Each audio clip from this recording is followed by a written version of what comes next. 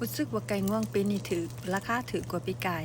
ปีนี้น่ะซื้อไก่ง่วงมาตั้งว่าหาโตวเลยทุกคนกินช่วง Thanksgiving แล้วก็คริสต์มาสเนาะช่วงละ2 โตว3 โตวนะมีทอดนำมีอบนำคันกินบ่เบิดแล้วก็เมนูที่คิดออกง่ายๆก็คือแบบเฮ็ดต้มเส้นข้าวเปียกหรือว่าเฮ็ดอันข้าวปุ้นมื้อนี้ข้อยอยากกินข้าวปุ้นก็เลยเฮ็ดข้าวปุ้นไก่ง่วงปีกายนี่ก็เฮ็ดได้กินบ่เบิดแล้วเฮ็ดข้าวปุ้นเฮ็ดข้าวเปียกเนาะปีนี้คือกันแต่ว่าข้อยบ่ได้ถ่ายตอนที่ว่าข้อยเฮ็ดข้าวเปียกนะทุกคนข้อยเฮ็ดข้าวปุ้นข้อยตำบ่อยากหมุนปานใดเนาะข้อยมักอันแบบมันเป็นตอนน้อยๆนึงหั้นนะอันนี้คือข้าวปุ้นแห้งเด้ออยู่พี่บ่มีข้าวปุ้นสดกินแต่ข้าวปุ้นแห้งก็พอแล้วไปอยู่ได้กินข้าวปุ้นแห้งก็มันก็มีรสชาติอยู่ความหอมก็มีอยู่บางชนิดยี่ห้อนี้คือข้อยหาก็ลองเทื่อสำอิดเส้นมันก็เหนียวนุ่มดีหั่นใดแต่ว่ามันบ่อยากหอมปานใดหน้าตาข้าวปุ้นข้อยก็แล้วแหละทุกคนอันนี้คือเส้นข้าวปุ้นแล้วก็ผักที่กินกับเนาะบ่ได้ลงตลาด4 มื้อเลยหาผักสิกินก็บ่มีในตู้เย็นนะทุกคนข้อยซื้อกะหล่ำปีมาแต่โดนๆแหละแต่ว่ามันบ่เน่าซื่อได้กะหล่ำปีนี่มีหยังอยู่ในตู้เย็นก็เก็บมาใส่เนาะวันสิครบแหน่บ่ครบแหน่ก็อย่ามันเถาะ